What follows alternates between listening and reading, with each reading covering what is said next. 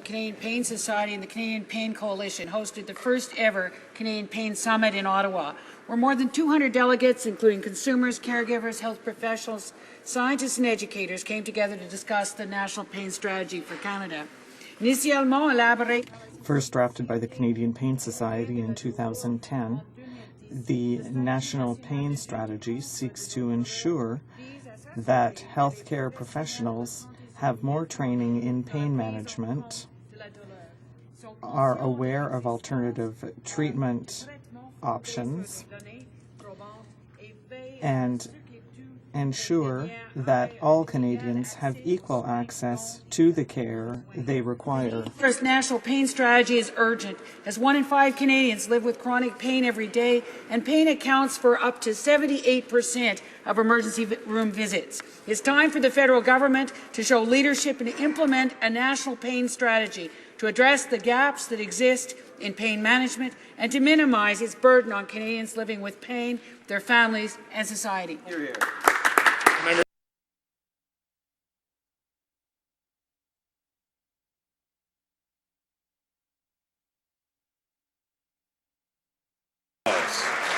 Mr. Speaker, the Minister of International Cooperation seems to think that accountability can be done by forced installments. First, the Minister takes the gamble that the media won't find out about her inappropriate spending. Each time she's caught, she's forced to make an apology and pay back that particular line item.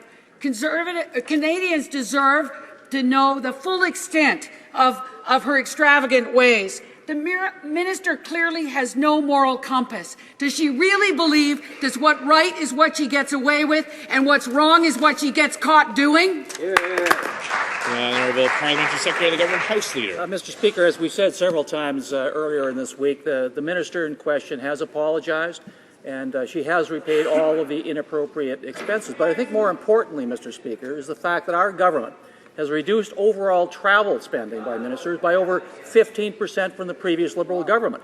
In fact, Mr. Speaker, we've also reduced hospitality expenses by $33 million from the previous government. Mr. Speaker, our government has always respected taxpayers' dollars. We've done so in the past. We'll do so in the future. Fred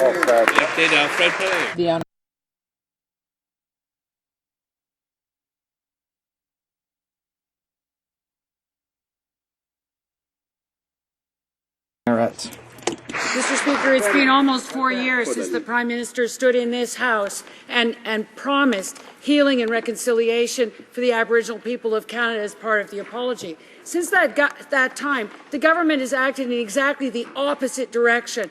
First, astonishingly, they killed the Aboriginal Healing Foundation. Now they've slashed the funding for First Nations, Inuit, Métis organizations delivering health and healing from coast to coast to coast in this country. Will the Prime Minister reverse these cuts, or will he admit that the apology was just hollow and a sham? Exactly. The Honourable Minister of Health. Thank you, Mr. Speaker. Mr. Speaker, my priority is to protect the frontline essential services of healthcare throughout Canada. The answer related to NAHO is very simple. Though the AFN resolution and a letter from 3 of the 5 national Aboriginal health organization members, we were asked by NAHO to wind down the organization because it was dysfunctional. And Mr. Speaker, we listened, and why doesn't the member opposite accept that recommendation coming from the Aboriginal leaders? Thank you. The Honourable Member.